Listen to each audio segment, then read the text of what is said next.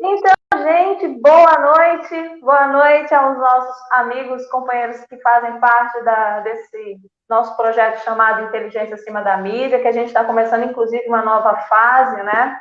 Vamos passar para ser Inteligência América Latina, porque a gente está fazendo uma parceria com a Presença Internacional, que é um aglomerado de comunicação, e a gente está fazendo essa parceria para que as nossas vozes cheguem mais longe, né? Para que o mundo saiba o que está acontecendo com a gente. E hoje eu tenho um prazer enorme de receber aqui de novo essa minha amiga maravilhosa que eu tenho tanto carinho, que é a Manu, ela Frota, e muito honrada em receber a doutora Ivete aqui com a gente, que é do grupo Advogados pela Democracia.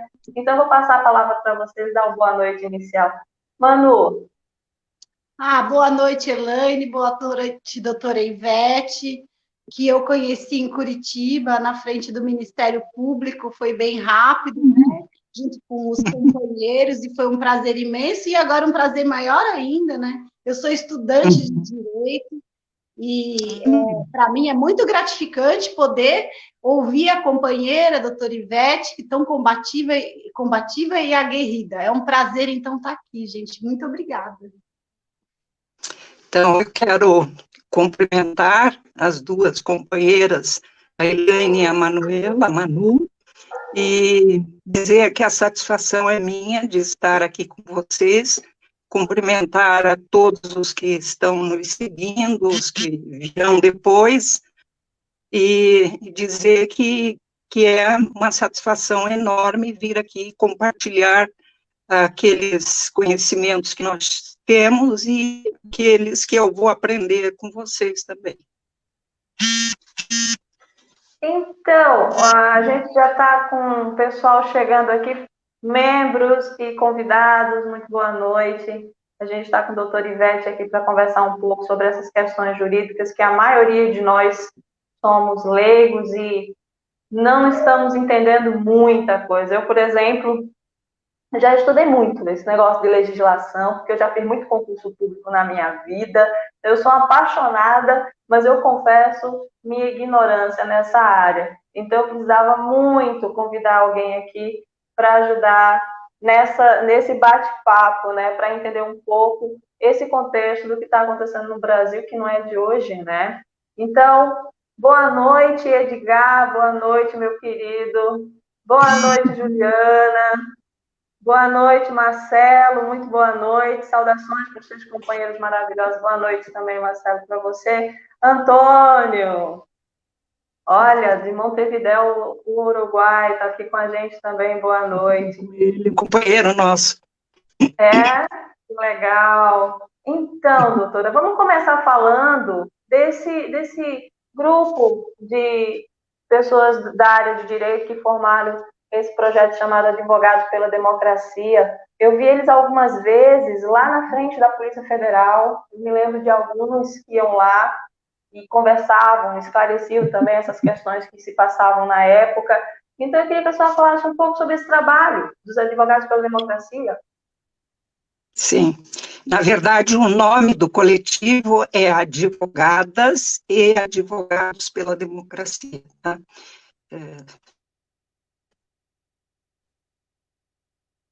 E esse coletivo surgiu a partir de 2014, mais ou menos, quando se iniciaram muitos movimentos sociais, manifestações, e aí tivemos muitas violações a direitos fundamentais, violações físicas até a manifestantes, né?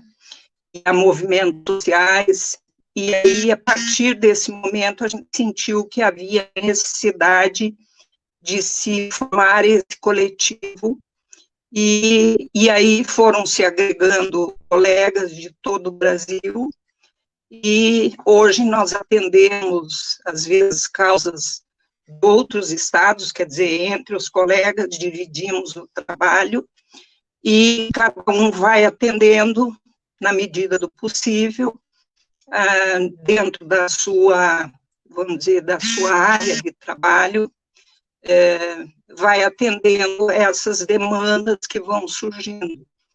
E nós moramos em Curitiba, a partir da Lava Jato, se intensificaram essas violações, porque acabou a mídia disseminando um ódio muito grande, né, principalmente para os manifestantes de esquerda, para os sindicatos, e aqui nós tínhamos um quadro no Paraná de muita violência da polícia contra movimentos sociais e sindicatos, etc.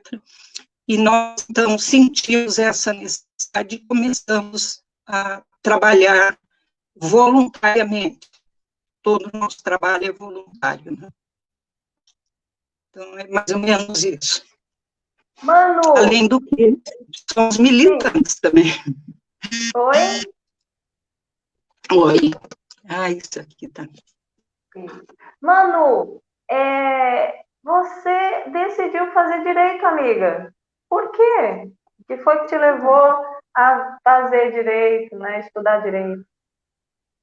Eu sou filha de assistente social, minha mãe é assistente social e bacharel em Direito, fez parte do grupo de discussão do Estatuto da Criança e do Adolescente, montou a Frente Nacional pelos Direitos da Criança e do Adolescente, e eu acompanhei tudo isso, né? Na Constituinte eu tinha 12 anos, então eu sempre estive muito com a minha mãe na luta dela. E aí eu resolvi plantar. E eu resolvi plantar, e eu comecei a plantar, e comecei a plantar na rua, e comecei a ser advertida pelo poder público. E nessa época eu fui ser voluntária num bolsão de miséria aqui na minha cidade, e aí eu ingressei na agricultura pela permacultura, né? Foi um amigo que me ensinou e me iniciou na permacultura, e aí quando eu tive um tempo de voluntariado, a minha orientadora me disse, por que você não vai fazer uma faculdade? Você tem direito. E a Rafaela era muito pequenininha, né? A Rafaela tinha 2 anos. Então, eu falei, fazer faculdade? Ela falou, você precisa, Manuela. Vai fazer direito? Eu falei, direito? Ela falou, porque assim você vai saber lidar com essas questões do plantio, né? Então, eu comecei a questionar na faculdade os direitos e garantias fundamentais, né? Eu tive um professor muito querido de constitucional, que ele é caiçara, ele me explicou os direitos e garantias através do coração, né? Os direitos ele me explicou através da dor, quando a pessoa tem o direito lesado, né? Ela sente uma dor, e para toda dor há um remédio jurídico, né? A lei, então, tem que imperar. Não é verdade? Então, eu fui descobrindo que eu estou me tornando, me formando, né? Para isso, muita leitura, muita conversa com gente que vale a pena o crescimento, muito respeito, né? Com a fala de quem realmente é relevante nesse cenário todo, para que eu me torne uma transformadora do direito. Eu luto a favor da reforma agrária, eu compreendo as áreas públicas urbanas como parte do todo que deve ser submetido à reforma agrária. Para mim, toda propriedade é um roubo, porque toda propriedade é fruto de expropriações, e é assim que eu vejo. Eu tenho uma certa dificuldade dentro do direito, isso para o leigo é muito complicado, né? A doutora pode explicar isso, se alguém quiser saber minuciosamente. Esses processos legais, eles contam com um percentual daqui, um percentual de lá, as casas, né? O que eu tenho para mim, que isso é muito importante, são os poderes que sustentam a República. A doutora me corrija se alguma coisa se eu estiver errada, né? Porque eu entrei na faculdade mesmo pela função social da propriedade, isso foi abrindo um leque para mim. Né? Então, existe, para mim, na minha cabeça, como, vamos dizer, leiga, né, estudante que sou, humildemente, existem 3 poderes, né, que são o executivo, o legislativo e o judiciário, que são independentes, mas que têm que prezar por uma harmonia em favor da população, não é verdade?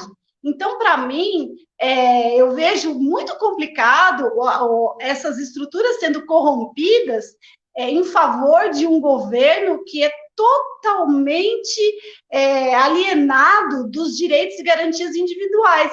Nós falamos do Lula, eu acredito, por exemplo, que o caminho para a democracia são novas eleições, com Lula candidato, e que ele tenha todos os seus direitos restituídos. Porque quando ele esteve preso, cada um de nós estivemos presos, nós tivemos os nossos direitos e garantias retirados. Quando ele foi preso, nós também estávamos. Né? Nós que participamos da vigília sentimos isso muito mais profundamente, até pela consciência que a gente tem, né? Que a gente já consegue ver a floresta, né? O Marcelo me ensinou isso. A gente vê a árvore, mas não vê a floresta. Então, a gente que já vê a floresta compreende que para uma democracia é preciso que os direitos políticos deles sejam restituídos e que ele possa, se quiser, né? Eu vejo que é a melhor maneira, porque ele é o único que tem representatividade nacional, que faz parte do processo democrático e daí vai sustentar a República, né? Que ele saia candidato para as novas eleições, porque é o nosso representante.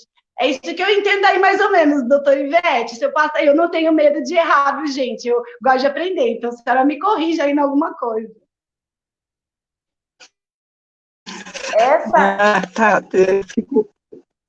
Fico emocionada com a sua fala, sabe?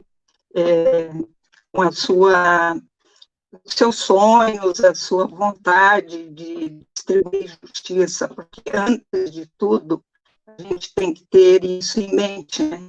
Um advogado tem que ter em mente que a sua função, não é a sua profissão, não é ganhar dinheiro. A sua missão é muito maior como advogado. É prezar pela justiça, fazer com que a justiça aconteça, né? com coragem, vontade, em qualquer momento, em qualquer situação. E é assim que nós estou vendo que a minha colega Dani Mandarina, essa mulher é valente, corajosa demais. E a gente tem que ter essa firmeza que você fala, sabe? Defender a justiça é você estar todo dia alerta com tudo que está acontecendo, para que você possa defender qualquer pessoa que se encontre em situação de violência, em situação, enfim, difícil, sendo agredida. Nós temos visto tantas situações, né, aqui no país, fora do país, mas aqui, sobretudo, nos últimos anos, nós temos tido umas situações diárias que eu chamo de doutrina do choque, né? Nós vivemos sob a doutrina do choque. Desculpe aí que isso aqui tem que estar limpando toda... nós vivemos por essa doutrina do choque, que é aquilo que a escritora e militante Naomi Klein fala. Você todo dia tem um grande problema para resolver. E dentro disso, você tem que estar sempre disponível para auxiliar aqueles mais vulneráveis. É assim que eu vejo a advocacia, o direito, né? A gente já no caso a Manu já tocou nesse assunto, né, da questão da prisão do Lula, e esse é um dos tópicos que a gente colocou aqui para trocar uma ideia, né? A nossa democracia, ela nunca foi uma das mais sólidas, a gente sabe que no Brasil a democracia ela é muito frágil, e eu acho que a coisa ficou comprovada, essa esculhambação da nossa democracia, primeiro com o impeachment da Dilma, em seguida, logo em seguida, a prisão do Lula, né? Então, ficou ali, enquanto a gente achava que a nossa democracia era só frágil, a gente ali teve a prova que ela realmente, ela inexiste, que tudo isso é uma falácia, né? Quando a gente fala de democracia, a gente está falando de uma grande falácia no Brasil, com direcionamentos políticos, jurídicos, enfim, dando ordens aí e agindo acima da Constituição brasileira. Então, o primeiro tópico que eu gostaria da opinião da senhora, doutora Ivete, é sobre isso. Queria que a senhora falasse sobre a sua visão do Brasil, se a gente realmente vive numa democracia, e o que aconteceu com o Brasil de Dilma para cá, que a gente está vendo uma esculhambação no setor jurídico, a gente está vendo o STF inoperante diante dos absurdos que aconteceram. Por exemplo, no impeachment da Dilma, a gente viu que o STF não se manifestou. A prisão do Lula foi aquele absurdo de Sérgio Moro, tudo comprovado ali pelo Intercept, com as ligações com o Dallagnol, e o STF de novo silencioso. Então, a senhora que é dessa área, explica um pouco para a gente o que está acontecendo, né? Com o STF, o que acontece? Então, acho que é preciso a gente voltar um pouco na história. Nós tivemos uma ditadura de 21 anos. Eu fui membro da Comissão Estadual da Verdade. Pesquisei profundamente na Operação Condor as ditaduras da América Latina. E o único país que não puniu os seus torturadores, os agentes violadores das graves violações que cometeram, o único país que não puniu foi o Brasil. E o único país que mantém treinamentos das suas polícias até hoje nos mesmos modelos lá da Guerra Fria. Guerra Fria que se iniciou logo após a última Guerra Mundial. Então, esses policiais militares que vão treinar nas escolas norte-americanas e voltam com a ideia do inimigo interno. Quem são os inimigos internos? Somos nós que militamos nas causas sociais, somos os movimentos sociais, os indígenas, os vulneráveis em geral. Então, esses são os inimigos internos que esses podem causar algum problema para o grande capital. Então, partindo disso, dessa história que não foi resolvida, porque nós não punimos, e a punição não significa, em tese, você mandar para a cadeia ou matar ou qualquer coisa assim. Não, significa que você tem que revelar para o país os crimes que aconteceram e que estas pessoas, de uma maneira ou de outra, elas tenham que pagar por esses crimes cometidos. Quando nós não fizemos isso, nós abrimos a porta para as violações que continuadas, né? E nós vemos isso em todos os setores. A nossa justiça, além de ser elitista, né, ela traz esses vícios que vieram também da ditadura militar, porque a nossa justiça, durante o período da ditadura militar, ela sofreu também, ela teve que se adaptar àquele modelo violento, e com isso nós não tivemos um esclarecimento, nós não demos a conhecer também para o nosso povo o que foi a ditadura, e agora você vê as pessoas nas ruas pedindo a volta da ditadura, porque nem a volta dos militares, eles já voltaram, já estão aí, mas pedindo a volta da ditadura militar, pedindo intervenção militar, ato institucional número 5, eles nem sabem o que é esse ato violento, que tirou os direitos, que tornou o Brasil uma escuridão imensa a partir de 1968, já vínhamos na ditadura, e ela só veio piorando com esses atos institucionais, né? Tiraram direitos políticos, que tiraram a liberdade de imprensa, e as pessoas que não sabem, porque a maioria dos brasileiros não conhece essa história, então, nós permanecemos dessa forma. O STF teve um papel muito negativo desde que surgiu a Lava Jato, não foi nem desde o impeachment da Dilma, foi desde que surgiu a Operação Lava Jato, aquelas espetaculosas operações que entravam nas residências, que agora estão reclamando, né? O outro lado está reclamando, mas faziam isso com pessoas que não tinham sido investigadas, sequer investigadas, não tinham sido chamadas a depor, e isso tudo foi sendo admitido. O STF, quando chamado, porque ele precisa ser acionado, quando ele foi acionado, ele não respondeu.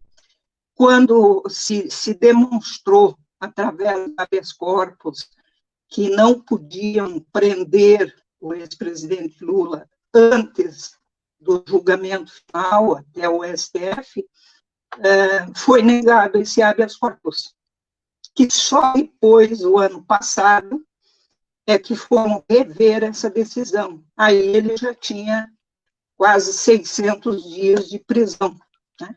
E o tempo não volta atrás. Então, essa situação que nós vivemos, e que nós vivemos hoje, nós vivemos a Lava Jato, sabe? Isso é uma coisa que tem que ficar bem clara. Quando começaram as violações e a atividade de reality show do juiz que coordenava e dos procuradores da Polícia Federal, foi ali que começou a desmontar o devido processo legal, né? Os direitos fundamentais, né, que começaram a ser violados intensamente. Nós tivemos situações, né, como aquela da condução coercitiva do ex-presidente Lula, em que ele seria praticamente sequestrado de São Paulo, tudo preparado para isso, sabe? Eu, no dia que isso aconteceu, por acaso, eu estava indo para o Espírito Santo para um evento que eu fui convidada, e passei no aeroporto e não entendi aquela movimentação. Como eu estava correndo de um voo para outro, só fiquei sabendo quando cheguei em Vitória. Mas aquilo foi um absurdo, porque ele seria sequestrado, tinham mandado um avião para trazê-lo para Curitiba. Quem estava aí esperando ele na Polícia Federal? O Bolsonaro, filho do Bolsonaro, e um deputado federal aqui do Paraná. Estavam esperando com fogos de artifício, porque já sabiam que ele seria trazido para Curitiba. Então, esses fatos, entendeu? Quem é que vazava situações dos processos que iam ser sigilosos, porque ainda estavam sob investigação? Quem vazava? Quem para a imprensa e para os amigos. Quem eram os amigos? Esses que estão hoje no poder, que estão causando todo esse caos que nós estamos vivendo hoje. Então, ali começaram as graves violações. Nós não podemos esquecer jamais da atuação desse juiz que entregou, nas vésperas das eleições, uma delação requentada, porque o Palocci, né, do ex-ministro Palocci, que estava preso, entregou uma delação requentada, que ele já tinha feito aquela mesma delação, para que a mídia espalhasse em 3 dias antes do segundo turno, se eu não me engano, das eleições do segundo turno. Tínhamos 2 candidatos apenas. Se ele jogou tudo aquilo que levantou, ressuscitou aquele ódio pelo partido contrário, que era o PT, e pelo candidato que então poderia pegar essas eleições, quando ele coloca esta relação na mídia, ele causa um problema, um vício. Isso já é, depois lá na frente, vamos lá, já é um primeiro vício que maculou as eleições. E o que foi isso? Isso foi praticamente uma troca, uma venda de uma informação que nem era verdadeira, em troca de um cargo que já estava oferecido a esse juiz. Na ocasião que ele vazou essa delação, já estava oferecido o cargo e ele já provavelmente já tinha decidido que ia aceitar esse cargo de ministro da Justiça. Então, todas essas coisas que são pouco faladas, e a gente não pode esquecer de forma alguma isso que aconteceu, né? Foram muitas as violações. Você tinha todos os dias aquilo que eu falei, a doutrina do choque, porque você não sabia, na manhã seguinte você tinha uma informação vazada, né? E não poderia jamais se esperaria aquilo.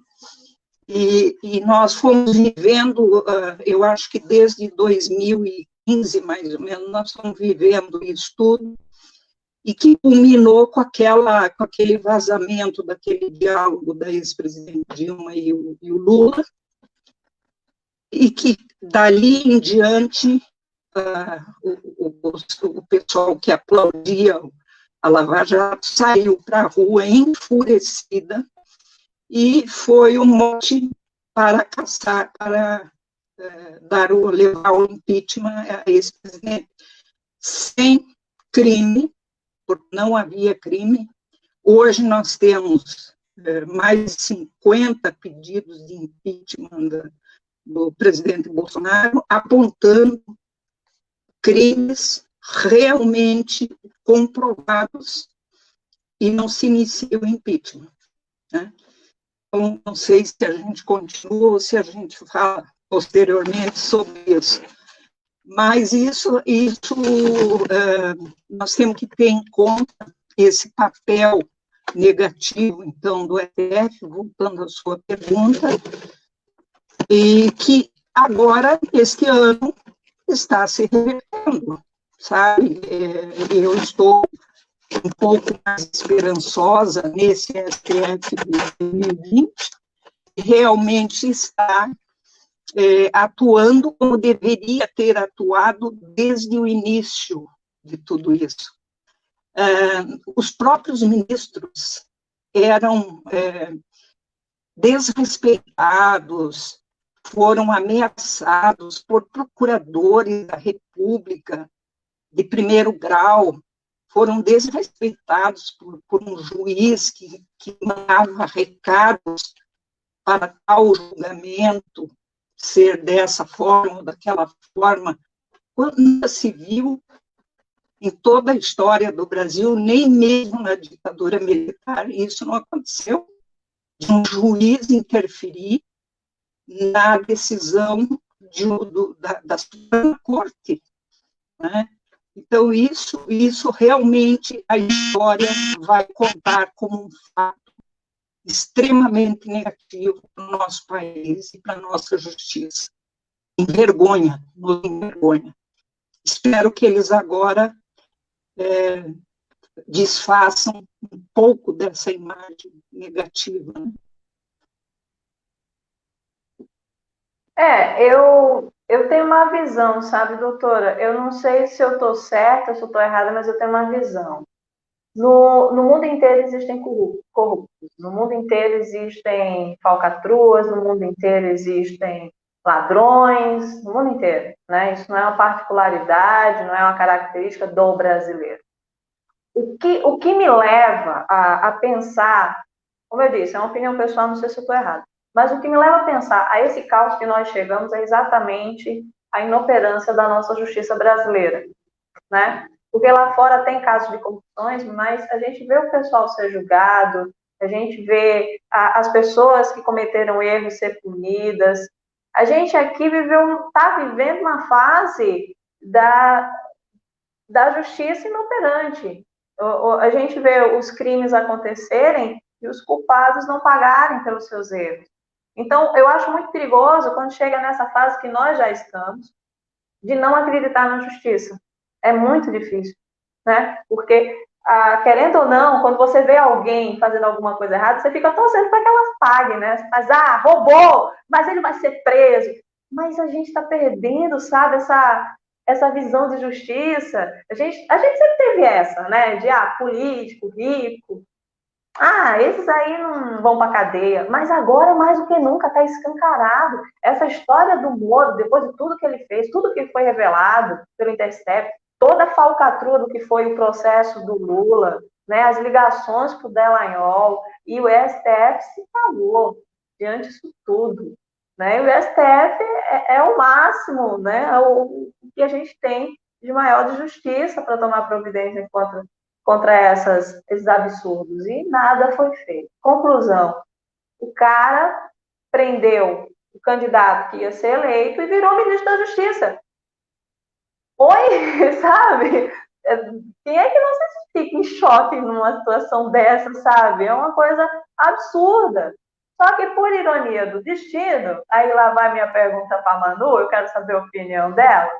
O que ela acha agora dessa briga dos moristas, vamos dizer assim, dos fãs fervorosos do Moro, que está se pegando agora com os bolsonaristas? Aquela cena na frente da Polícia Federal dos dois se matando, daqueles dois grupos se matando, para mim foi uma satisfação pessoal que vocês não têm ideia.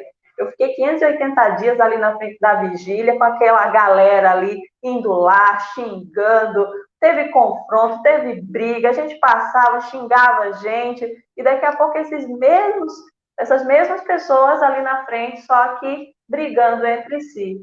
E, por ironia do destino, o Moro iniciou um processo de confusão política a ponto de Moro ser o responsável pelo impeachment do Bolsonaro, viu? Com essa coisa da interferência na Polícia Federal. Então, minha amiga Manu, você que estava lá na vigília, você acompanhou toda aquela história ali, né? O que você acha dessa ironia do destino? De agora o Moro, que prendeu Lula, o Moro, que interferiu nas eleições, o Moro, que ajudou a eleger Bolsonaro, agora está sendo o cara que provavelmente vai ajudar a derrubar o Bolsonaro. O que você acha? Eu penso, Elaine, que tem uma coisa que o brasileiro precisa entender, que é o que é classes, né? Classe social. A luta é de classes, a meu ver. Né? O Moro vem de a burguesia. Porque quando a gente não tem tanta informação política, porque isso demanda muita leitura, e com o desmonte da educação as pessoas não conhecem nem a história do Brasil, né? A doutora estava falando da ditadura, que a gente vai precisar, em algum momento na nossa história, passar a ditadura limpo. Isso vai ser preciso, sim, doutora. O Brasil precisa que a ditadura seja passada limpo, como esse tempo de pandemia que a gente está vivendo também seja passado limpo. Né? A gente que estuda um pouquinho, né?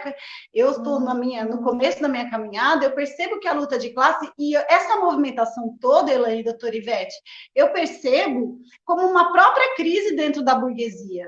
Para mim, a esquerda ela tem que se livrar de vez desses blocos de direita e encampar essa luta. Não é essa frente ampla, porque a gente não está afim de levar um abraço de urso. A gente está precisando ser representado, nós estamos morrendo. Né? Eles deram aí R$600 de esmola, porque, na verdade, Elaine, o Moro, essa história do Moro, como vocês disseram, realmente ele tem esse papel, é o papel dele. Ele está desempenhando o papel dele. Nós estamos vivendo um neoliberalismo, ultraliberalismo, eles estão fazendo um desmonte do país. Então, o nosso foco tem que ser tirar esse escroque do governo, porque existe uma coisa que é o pós-pandemia. Né? Nós precisamos pensar, nós estamos correndo um sério risco de virar os novos párias do mundo.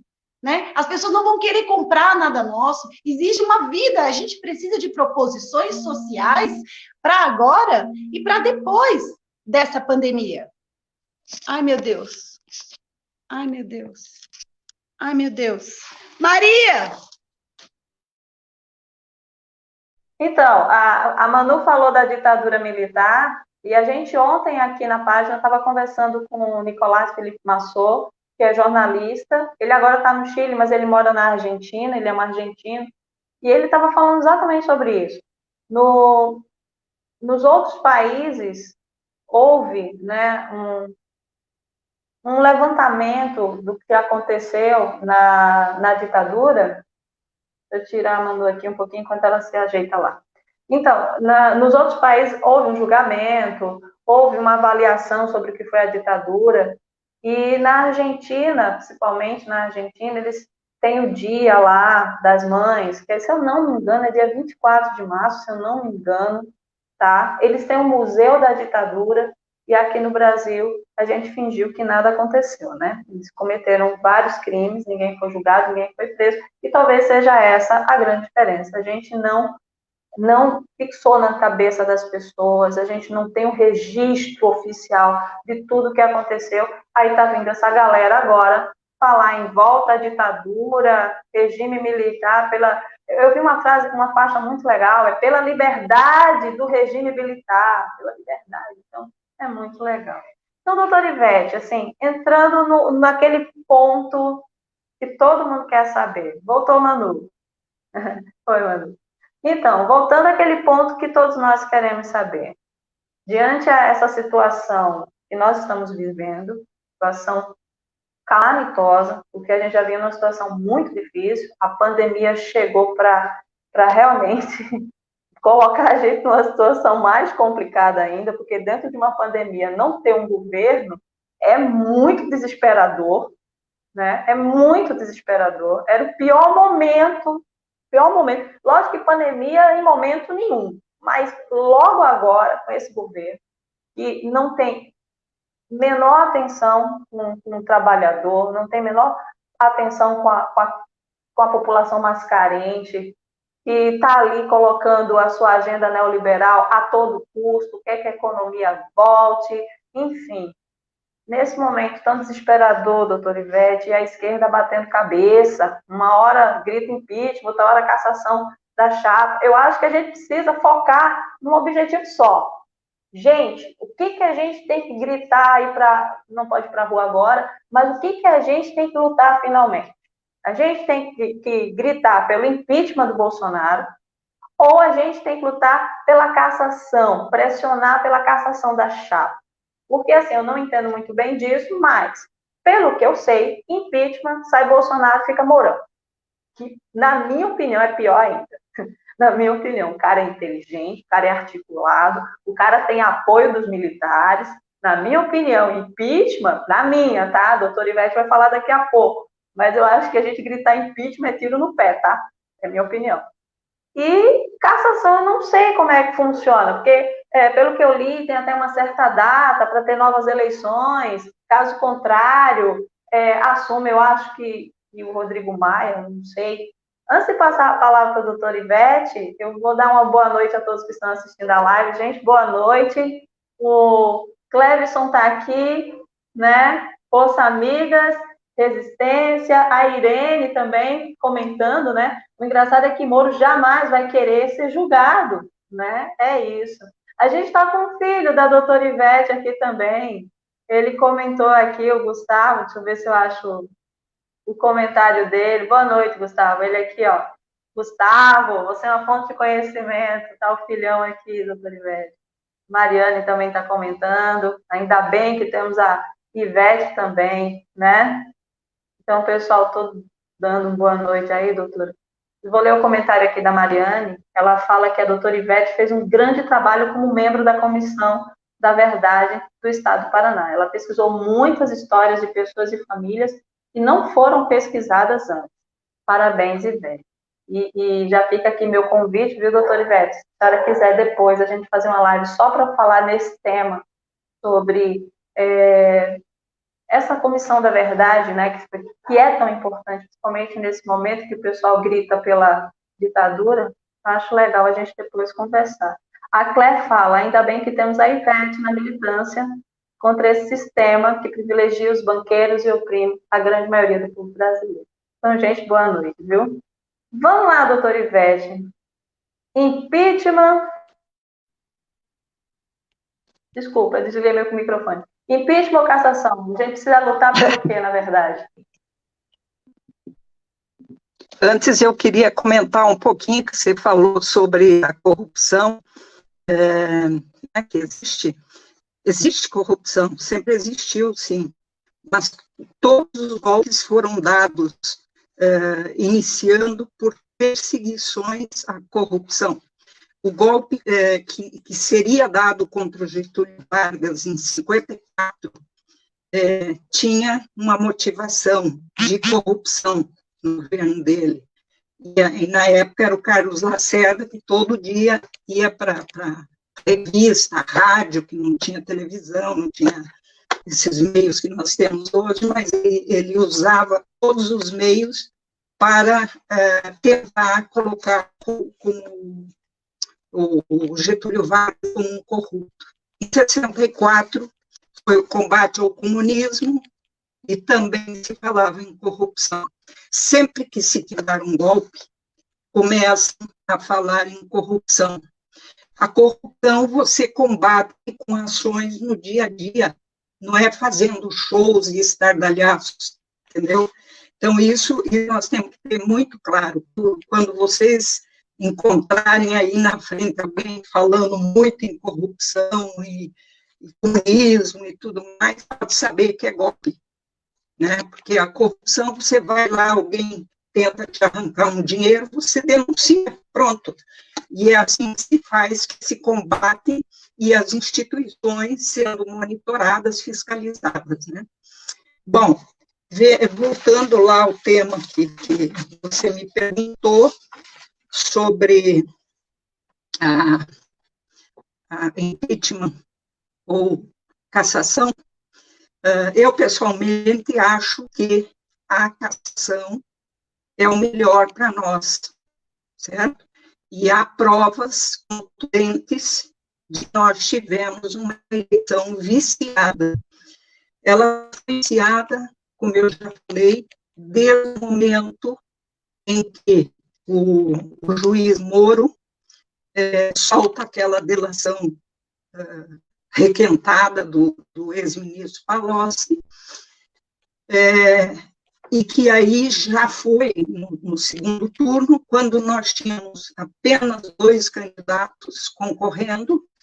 Então, se você prejudica aquele outro candidato lá que poderia chegar a ser eleito, restou isso que nós temos hoje aqui, né?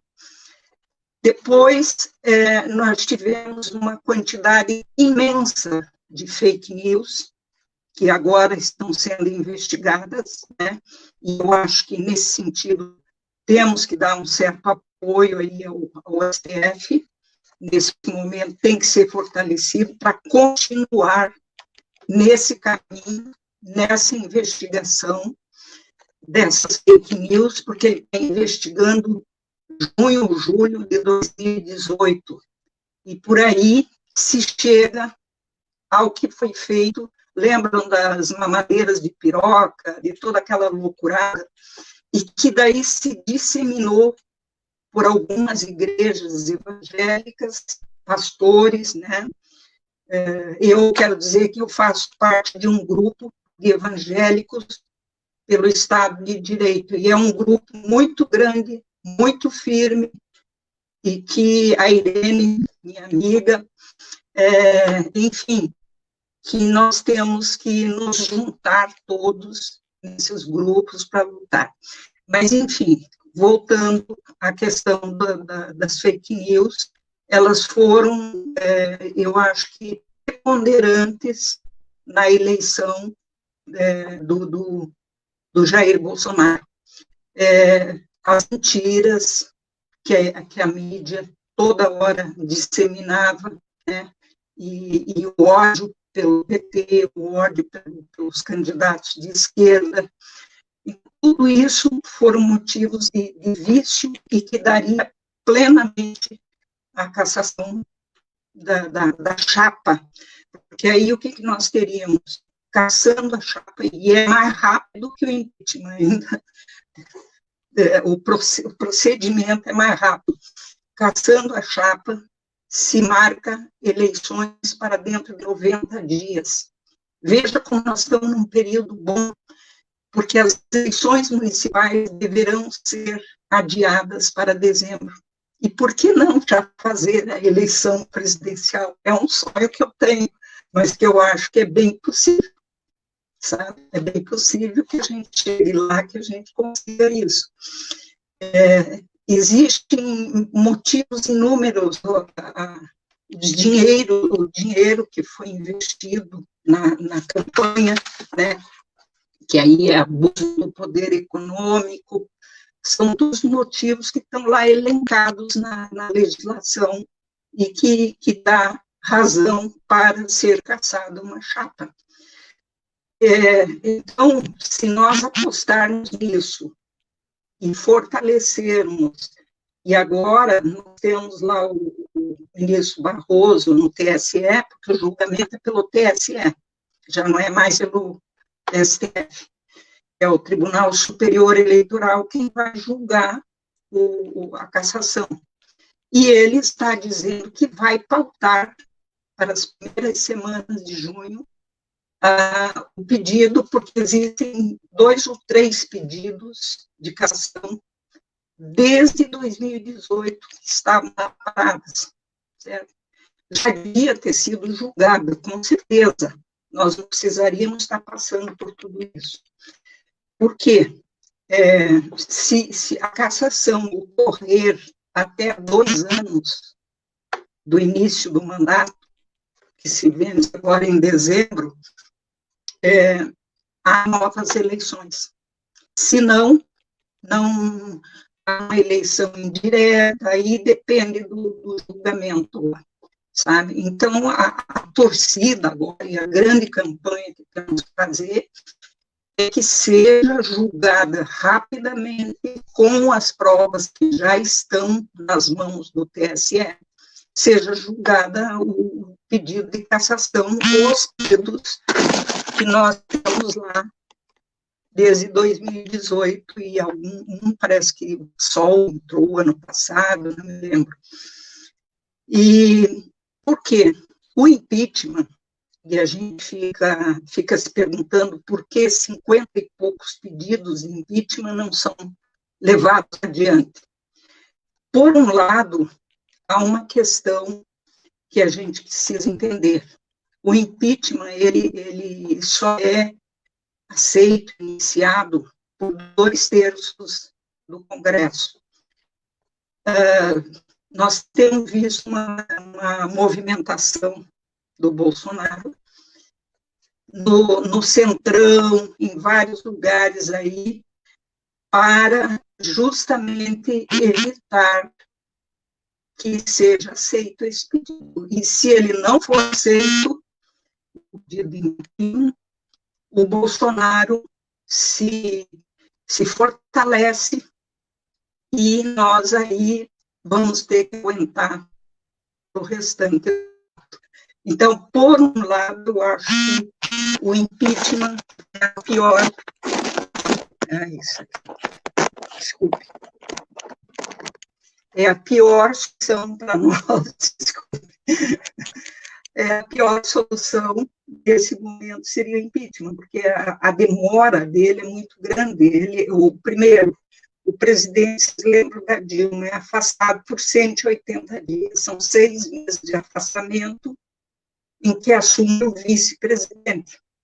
E aí, toda aquela tramitação, o julgamento, são campos parados, que tudo para, né? Porque você fica por conta desse processo. Então, eu não acho a melhor ideia, realmente, o impeachment, né? Existem esses pedidos todos, estão bem fundamentados, tem alguns pedidos muito bem fundamentados, e que poderiam ser levados adiante, porque o impeachment é por crime de responsabilidade. Quantos crimes de responsabilidade nós vimos que não precisa nem ser provado? Aquela dele falando na frente de um quartel do Exército, né, pedindo o fechamento do STF, quando o presidente da República não respeita os demais poderes, é motivo mais que suficiente para ser levado o impeachment dele. Mas eu não acho que nós ainda temos que nós já temos esse clima para votação. Por quê? Porque está se distribuindo cargos.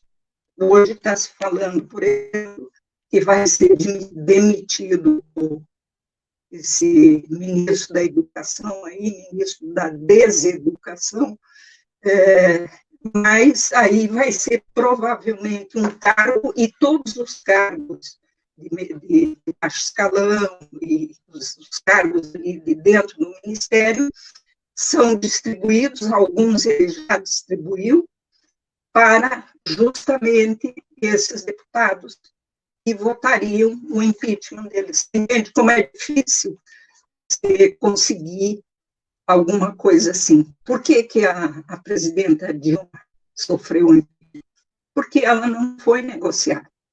Ela disse que não negociava, não negociou, foi de uma dignidade ímpar. Né? Hoje eu assisti a live dela durante 3 horas com o Pepe Escobar, e assim, eu fico em casa com muita saudade daquele tempo, porque foi um tempo que a gente tinha realmente um governo que nos orgulhava, né? A gente tinha uma dignidade fora do país, se viajava, eu nessa época viajava bastante, a gente era bem recebido como brasileiro em todos os lugares, era um orgulho, realmente. Hoje, a companheira Larissa ela dizia outro dia, e é verdade, nós estamos, assim, no pior momento entre os outros países, assim, ameaçando passar o coronavírus aí por onde andarmos, né, porque não temos o suficiente aqui para nos precaver, né, da doença e cura, etc., por um governo sem nenhum projeto, que não governa para o povo, porque esse governo não governa para o povo, ele governa para os amigos, para os parentes dele e para o grande capital. Então, o resto para ele não existe. Não há uma palavra de conforto a uma pessoa que perde um familiar, não há nada. Então, é uma vergonha constante. E a gente hoje, eu acho que se for para fora do Brasil, quando falar que é brasileiro, vai ser enxotado, porque nós somos vistos assim, como vocês elegeram, vou muito para a Argentina, porque foi um dos lugares que eu pesquisei muito, você falava na marcha, é a marcha do dia 24 de março, que todos os anos tem na Argentina, eu já fui em 3 marchas, 600 mil pessoas na rua em Buenos Aires que você não consegue andar. Então, quando você falava lá fora, e olha que os argentinos gostam muito dos brasileiros, nos tratam realmente como irmãos, são calorosos conosco, mas hoje até a nossa fronteira está sendo monitorada porque nós não podemos ir para lá, porque nós hoje somos disseminadores do vírus. E pior do que isso, eles nos perguntam como vocês elegeram este presidente. Esse presidente envergonha o mundo, não é só os brasileiros, envergonha o mundo. E aí, eu volto a questionar. Este, que era juiz Moro, foi para esse governo e hoje tenta ressuscitar como herói. Ele não sabia em que mundo, em que planeta ele vivia, que ele não viu quem era o Bolsonaro. Meu Deus, esse homem é conhecido desde sempre, quando estava na Comissão da Verdade, que íamos a reuniões em Brasília, você via o horror das manifestações dele, na porta do gabinete, quando ele sabia que tínhamos as reuniões com os familiares de mortos e desaparecidos, ele colocava lá, quem gosta de osso é cachorro. Então, sabe, esse tipo de pessoa que não tem a menor sensibilidade com ninguém, que só pensa nele, nos filhos e na forma dele se, de alguma maneira, se locutar. É uma vergonha para todos nós. Então, eu digo assim, a forma que for para nós tirarmos, nós temos que fazer, porque para que a gente restabeleça um pouco da dignidade, da nossa dignidade como brasileiros.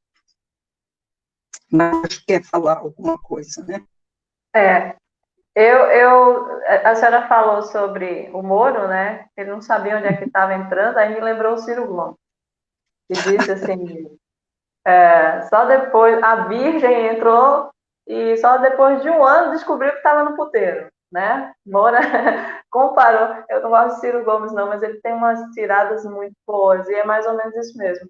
O Moura é uma virgem, que depois de um ano descobriu que estava no puteiro. Enfim, é um cara de pau, um cínico, a gente está vendo que a visão do governo Bolsonaro é a pior possível, internacionalmente falando também, ele destruiu as nossas relações internacionais, então ele sabidamente, caiu fora para preservar a sua imagem para 2022.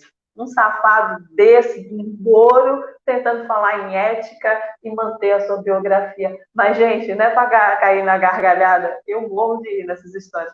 Só o Brasil, né? O Brasil tem dessas coisas. A Lara, ela faz um comentário aqui, gente.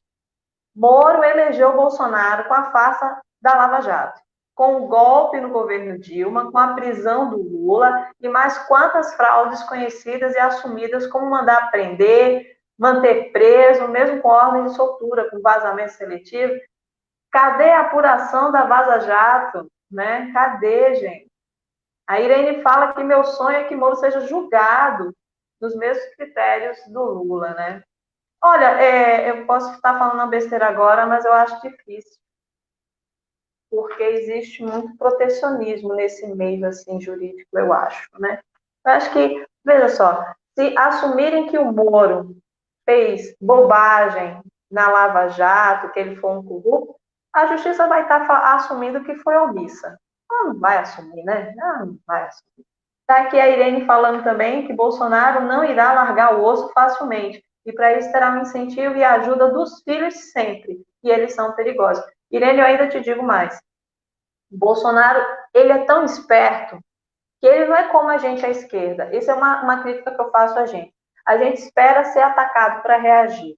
Eu falo isso sempre dentro dos sindicatos. Espera eles atacarem para a gente poder fazer uma greve, reagir. Não, gente. Bolsonaro, ele é muito esperto. Ele já prevê o perigo, ele já vai atrás. Ele já está prevendo que pode surgir um impeachment, ele já está fazendo um monte de acordo aí com o Centrão, que ele não é burro nem nada. Então, ele não só não larga o osso, como ele vai proteger esse osso até o último fio de cabelo dele. É muita vaidade. O Bolsonaro não está sendo presidente porque ele é um grande líder, porque ele gosta de gerir. Não! Bolsonaro está por vaidade. Ele é o presidente, ele é que manda, as pessoas têm que fazer o que eu quero.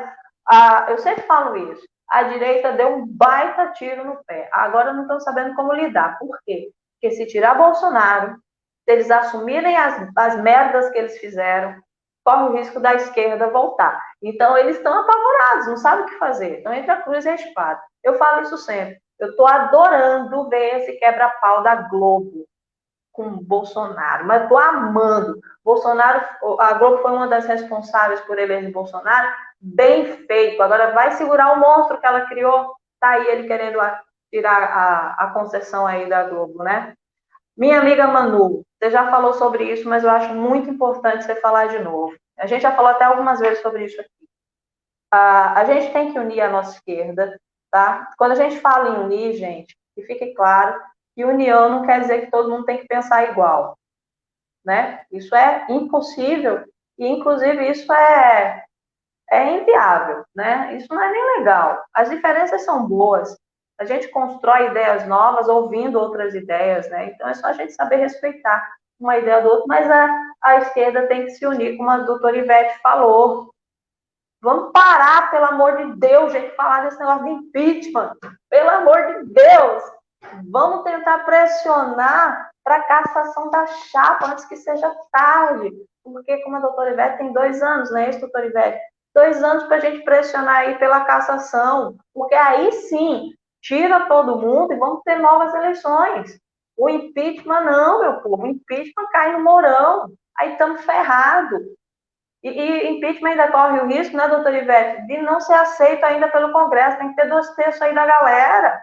Então, a gente ainda corre o risco de ter que engolir Bolsonaro goela abaixo, porque a gente sabe que o Congresso são os vendidos. A gente não tem maioria lá, não, gente.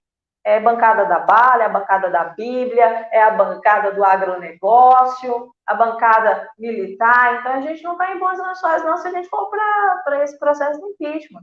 Né? Temos que começar um processo de campanha pela cassação. Mas aí é que está. Pressão popular, né, Manu? Tem que vir de onde? A gente tem que se unir em pequenos movimentos. Você fala isso sempre, né? Explica aí de novo para a gente, porque essa questão de partido não é a única mobilização que a gente pode ter. A gente pode se juntar aos movimentos sociais. É daí que a gente pode tirar força, não é isso, Manu? Eu acredito nas forças dos movimentos sociais, né? Se eu posso ser bastante franca, eu não acredito que qualquer dos partidos que estejam aí hoje tenham uma resposta para esse momento, porque é preciso o sentimento de coletividade, né? E aí os movimentos sociais, eles estão bem organizados nesse sentido, né? A periferia está bem organizada para enfrentar esse momento, porque eles estão sozinhos, né? Nós estamos todos sozinhos. Porque, de verdade, sem prerrogativas, sem preposições sociais, né? Sem colocações sociais para este momento e para esse pós-momento, isso tudo é uma farsa.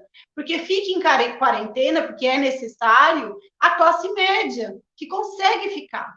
Mas as pessoas que não conseguem ficar, que têm que trabalhar todo dia, que estão expostas ao vírus todo dia, como que elas fazem?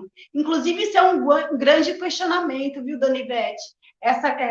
Doutora Ivete, esse questionamento sobre o que é a liberdade, a democracia, nesse momento em que o trabalhador ele é obrigado a sair para a rua e buscar o pão dele. Em São Paulo, eu tenho amigas que andam de metrô, aquele monte de gente, quer dizer, super expostas, mas para reivindicar os direitos, eles não podem entrar na rua, né? E como é que fica essa questão da gente articular o que é nosso direito, né? Essa opressão do Estado nesse momento, que as pessoas não entendem o que é a gente estimular, a gente apoiar o aparelho opressor do Estado. Agora, muita gente da classe média achando bonito a polícia colocar os outros para dentro de casa, esquecendo o que isso significa para a população carente, né? Da periferia. E que é por isso que eu estava dizendo aquela hora antes de eu ter um probleminha com a tecnologia, que o meu negócio é plantar a terra, né? Então, desculpa.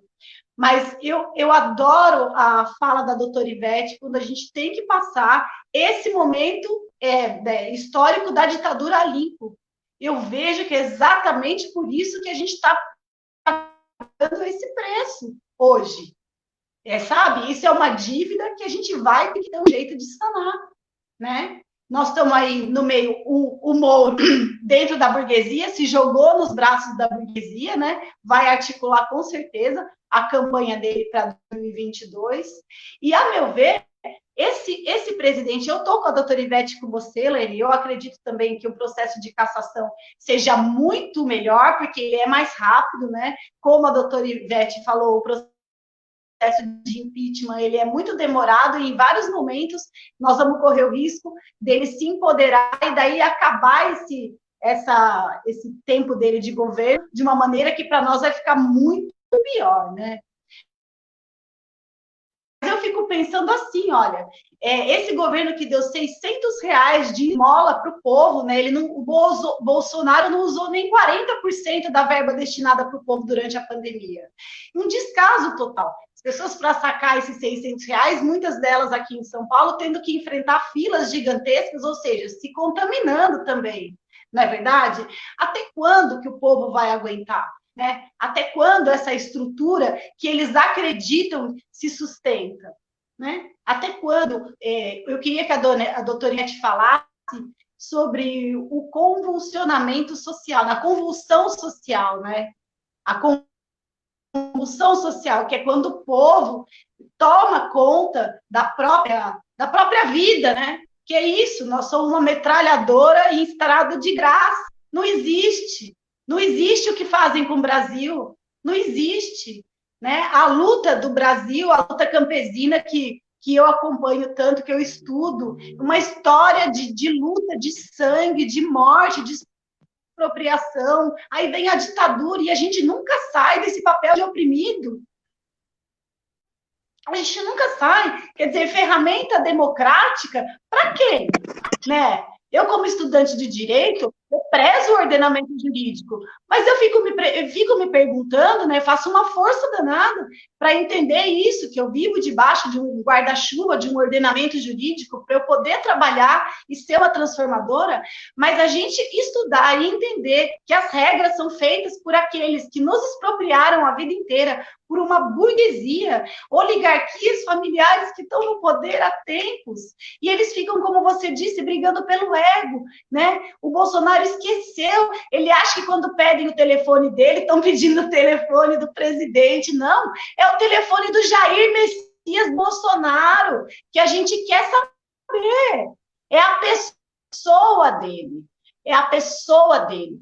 Então, eu penso que a cassação é o melhor, mas eu queria que a doutora Ivete falasse um pouco para mim sobre o que ela sente dessa aproximação da convulsão social, por necessidade mesmo. Muito bom você levantar esse assunto. Eles esperam realmente que haja essa convulsão social, né? Nós víamos aí ontem, ou antes de ontem, nos Estados Unidos, e acho que em Minneapolis, uma convulsão social que foi por uma violência policial, mas também causada pela miséria, né? Então, eles esperam que aconteça um tipo de violência assim, para que possam, de repente, justificar alguma coisa mais de fechamento do Congresso, alguma coisa dessa ordem. Mas eu, sinceramente, não acredito que a gente chegue a isso, e nós não chegamos até a isso já, porque os movimentos sociais estão trabalhando firmemente, MST, sindicatos, todos os dias eu faço um trabalho com migrantes e refugiados, um trabalho voluntário, e eu tenho, assim, o meu WhatsApp amanhece cheio de pedidos de ajuda e socorro, não só da área jurídica, muito mais agora de praticamente assistência social, né? E a gente movimenta todas essas pessoas que estão ativas para levar um alimento aqui, outro ali, carregam as caminhonetes e levam, né? Entre colegas nossos também fazemos aí as nossas atuações aí para que as pessoas não sofram tanto, e por isso eu acho que até hoje não houve vamos dizer, essa violência aí, porque se você vê um filho com fome, você não vai deixar. Se você vê uma mãe, um pai com fome, você não vai deixar. Então, é claro que quando eles retardaram esse auxílio emergencial, foi esperando que o povo fosse para a rua. Mas a gente vai para a rua para brigar pela cassação, eles que nos esperem. Nós não vamos nos calar, não, nós vamos trabalhar, nós estamos aí na quarentena, porque eu acho que isso nós temos que fazer, e não é só por nós individualmente, mas é por todas as outras pessoas, nós temos que entender isso, né? Nós vamos obedeci isso, mas no momento oportuno nós temos que voltar, porque eu também acredito, como você falou, Manu, que é o povo na rua que vai fazer a diferença nisso tudo. Nesse momento, eu estou acreditando que com essa coleta de provas que o STF fez, através do ministro Alexandre de Moraes, nós podemos chegar, sim, a essa cassação. Mas a gente tem que ficar alerta para uma outra coisa. Há um jogo, há um xadrez, como diz o Nassif, há um xadrez aí. Sabe? Você vê a Globo enaltecendo o ex-ministro da Justiça, querendo colocar novamente num pedestal como herói, que ele não tem nada de herói, porque ele entrou dentro desse governo, e eu me lembrava, no primeiro dia do governo, no dia 1º de janeiro, o presidente editou um decreto que tirava os poderes do COAF. O que é o COAF? É aquele conselho que fiscaliza as movimentações de dinheiro. Por que ele fez isso? Porque o filho dele ia ser já tinha sido investigado, né? Mas ele temia que continuasse investigando. E o Moro não fez nada. E aqui o COAF foi tirado do Ministério da Justiça para o Ministério da Fazenda. Depois ele cobertou o Laranjal. Lembra do Laranjal? Que foram os laranjas, as candidaturas laranjas do partido do Bolsonaro, e que foram blindados. Não aconteceu só uma, foi caçada, foi aquela chamada Moro de Saia, lá que era do Mato Grosso, acho que era uma ex-juíza também, a da Selma. Não foram caçados os demais, e todos cometeram abuso de poder econômico. Teve a questão, então, do Laranjal, e o Moro acobertou tudo isso. O caso Queiroz, né?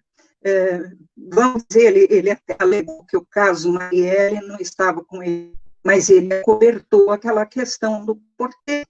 Ele foi lá ameaçar o porteiro de investigar ele por crime contra a segurança nacional, que não tinha nada a ver com um crime contra a segurança nacional.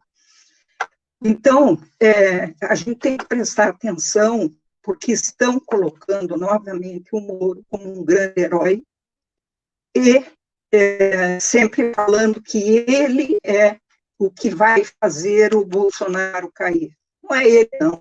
Essas investigações já vinham sendo feitas há muito tempo, só que o tempo do STF, o tempo da Justiça, é o tempo que eles querem. Por exemplo, nós temos a suspeição do Moro, que está a ser julgada no STF, faz um tempo enorme, né? E a suspeição dele é tão clara, tão evidente, quando ele aceitou o cargo de ministro da Justiça, ele confessou a suspeição dele, não precisa mais nada. Ele é um juiz suspeito, tudo que ele fez, as atitudes que ele teve, em todo o decorrer do processo do ex-presidente Lula, e de outros também, entendeu? De outras figuras da esquerda também, que ele julgou, e tudo leva à suspeição dele, a começar pela competência. Ele está julgando 2 casos de imóveis. Certo? Os imóveis se situam em São Paulo.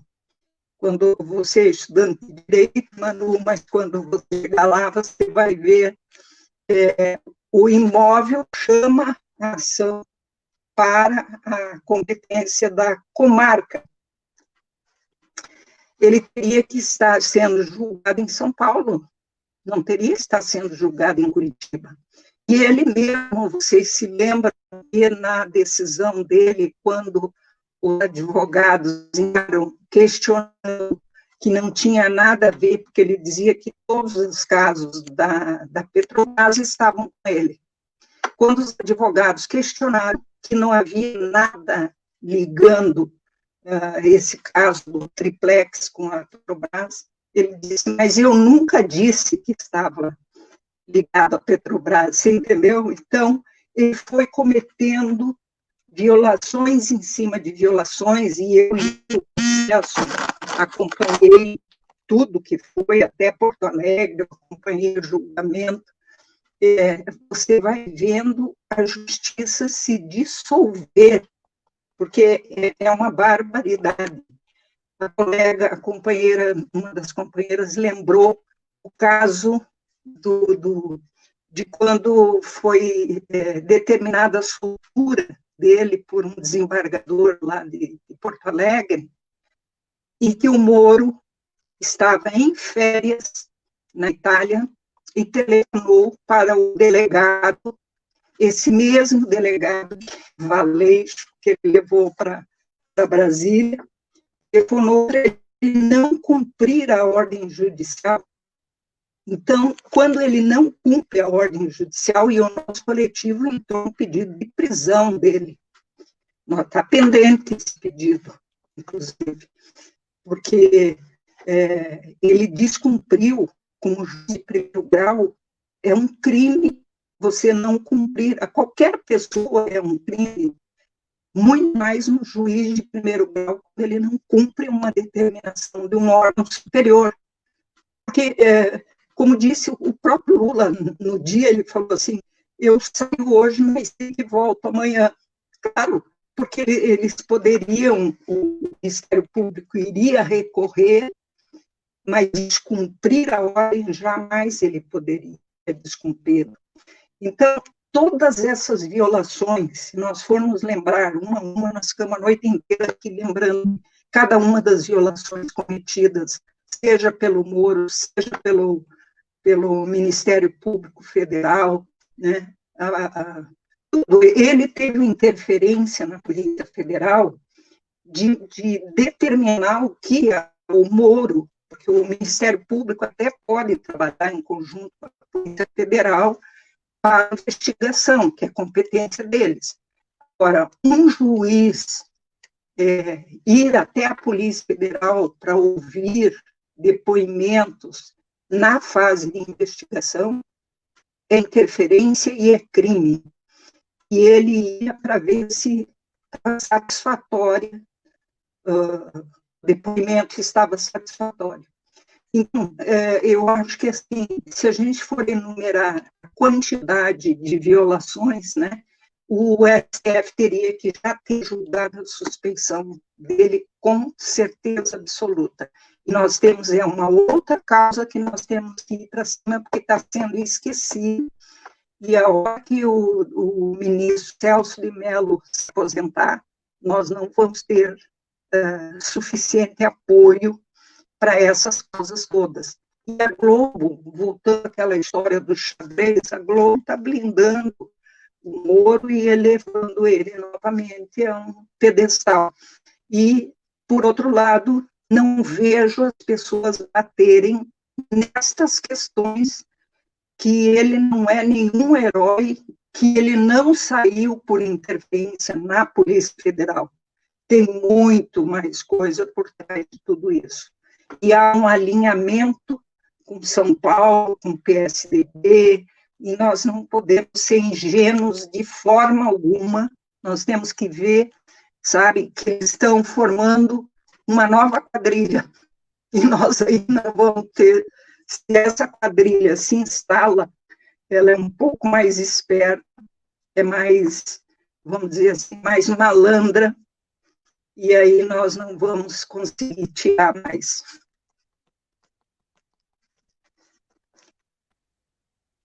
É isso, estamos caminhando para 1h30 de live. Passou que eu nem senti, gente. O bate-papo estava tão legal que eu nem senti. Mas, assim, deixa eu falar um pouco para vocês que estão assistindo e também para as minhas duas companheiras. Nossa página está passando por uma reformulação. né? Ela se chamava Inteligência Acima da Mídia, agora ela vai se chamar Inteligência América Latina. A gente está com um convênio com a Telesul na Argentina, no Chile, e agora com a presença internacional. A gente está fazendo essa reformulação, criamos um novo canal, e a ideia da gente nessa página é criar uma programação de informação, debates. A gente acredita, né, nós que estamos nesse trabalho de mídia ativismo, a gente acredita que, sim, Bolsonaro foi eleito também com a ajuda das redes sociais. Nós, esquerda, nós subestimamos o poder das redes sociais, Facebook, WhatsApp. Eleições estão aí, a gente tem que ocupar esse espaço com informação. Então, o que a gente pensa para a nossa página? A gente pensa em fazer uma programação fixa. Cada dia da semana a gente tem um ponto. Como? Por exemplo, a gente poderia na sexta-feira estar sempre falando das questões jurídicas que envolvem o nosso país, né? Fazer como um debate fixo, trazer pessoas, o doutor Ivete pode ajudar a gente nisso.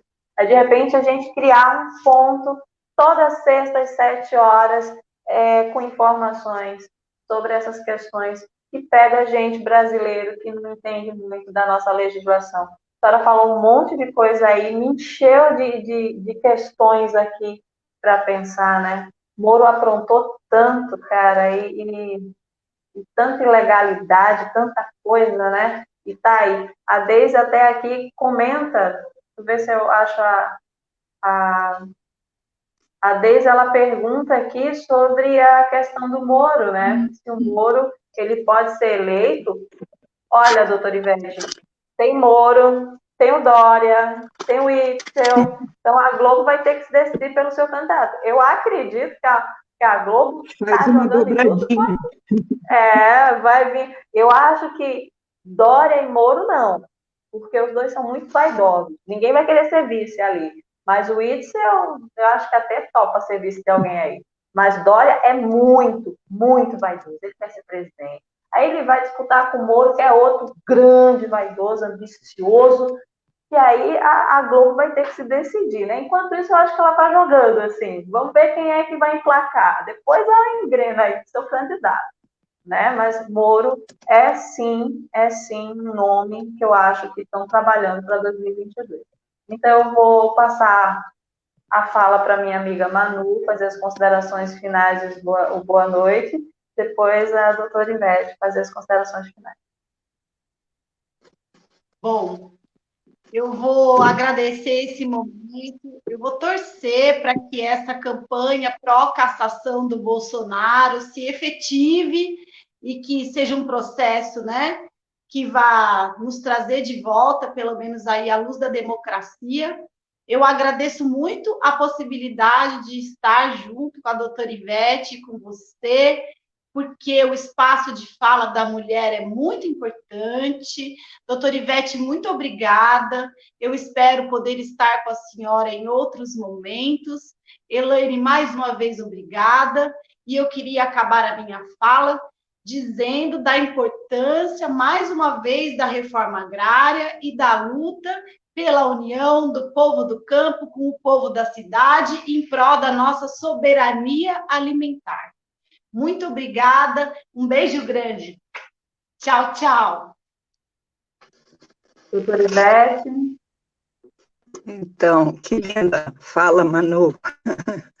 Muito obrigada, eu quero agradecer muito a você pela oportunidade e dizer que a gente realmente tem que fazer essa luta. Nós temos, no nosso coletivo, nós temos várias companheiras e companheiros, temos o professor Portela, a própria Tânia, temos a Juliana, nós temos vários companheiros que poderão, a Lara está aí, ela não é advogada, mas é jornalista, importantes pessoas que podem colaborar, né, trazendo ideias, trazendo boas contribuições, né, e eu acho que a gente tem que estar sempre discutindo isso, que esse é o papel da democracia, para que a gente fortaleça, né, o voto, né, eu um pouco do voto, acabei esquecendo, que ele faz parte, inclusive, da Declaração Universal dos Direitos Humanos,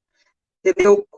o voto honesto, limpo, sem interferência de qualquer ordem, como nós tivemos, né? Ele é um pilar importante da democracia. Então, nós temos que estar sempre discutindo e tentando alcançar um maior número de pessoas, e não perder a oportunidade de falar. Eu não perco oportunidade nem no supermercado de falar sobre aquilo que nós conhecemos e que nós temos que passar adiante para a gente reconquistar, como eu disse, um pouco da nossa dignidade, um pouco da nossa democracia perdida. Eu acho que nós perdemos essa democracia porque fomos benevolentes mesmo, né? Eu sempre digo o seguinte: a direita não tem medo de nós ficamos com medo deles. Então, a gente tem que tentar reverter essa situação, não partir para agressão, violência. Eu sou contra a violência e tudo isso, porque a violência só gera violência, mas com os nossos argumentos, com os nossos conhecimentos, nós temos que tentar recuperar e trazer o maior número de possíveis para voltar àquela relação que o brasileiro era tido como amistoso, como acolhedor, né? Que a gente hoje perdeu um pouco disso. Então, acho que essa é a esperança que a gente pode ter, né, de voltar a ser esse povo alegre e amável, né?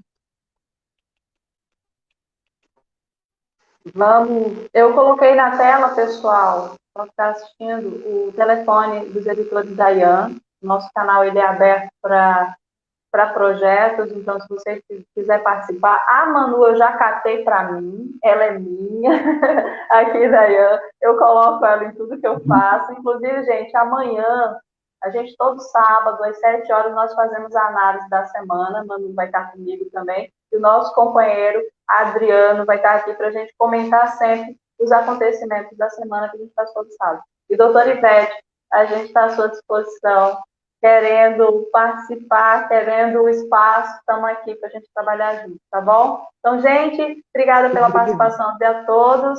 Boa noite, até a próxima. Tchau. Obrigada. Tchau.